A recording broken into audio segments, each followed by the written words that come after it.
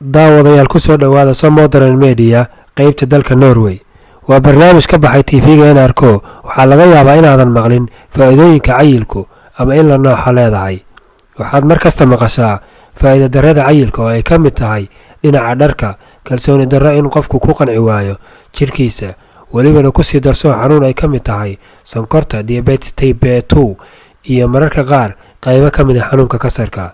waa run in faa'iido darrada ay badan tahay, laakiin faa'iidooyin ay cilmi baarayaashu soo saareen ayaa jira. waa 8 faa'iido. aan ku bilowno faa'iidada koowaad. waxaa la ogaaday in qofka cayilan aysan qasab ahayn in ay wax ka dhiman yihiin caafimaadkiisa ama noloshiisaba. midda labaad ayaa lagu sheegay haddii dhakhtar la dhigo qof cayilan ama buuran u haysta fursad ka badan qofka aan cayilnayn inuu ka kaco xanuunka. midka saddexaad ayaa lagu sheegay oo noqonaysa mid dadka ka qoslinaysa, oo ah inay haystaan fursad ay cunto badan ku cunaan, midaasoo la mid noqonaysa qofka intuu cuno ayuu ciidamiyaa, una dhiganta in qofka wax badan cuna uu ka enerji badan yahay qofka kale. midda afraad ayaa ah in qofka caatada marka jimicsi la sameynayo ay fudud tahay inuu daalo ama uu bilaa enerji noqdo, halka qofka buuran uu heli karo enerji ku filan.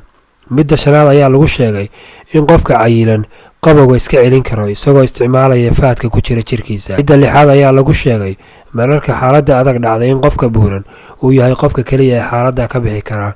toddobaad ayaa sidoo kale lagu sheegay in qofka buuran wejigiisu uu yahay mid u muuqda inuu da' yar yahay, halka jirkiisu laakiin laga yaabo inuu weyn yahay. qofka caatada ah baa lagu sheegay in badan inay wejiyadooda ay ka muuqdaan inay qof weyn yahay duruufaha jira dartood. midka u dambeysay ayaa cilmi baarayaashu ku sheegeen in qofka cayilan waqti dhowr noolaan karo. arrimaha ayaa waxaa soo kala saaray FOE oo Norway ah, European Journal Cardio Surgery, Very Well Fit Obesity iyo Paradox Does Exist. waxaana ka soo xigay NRK.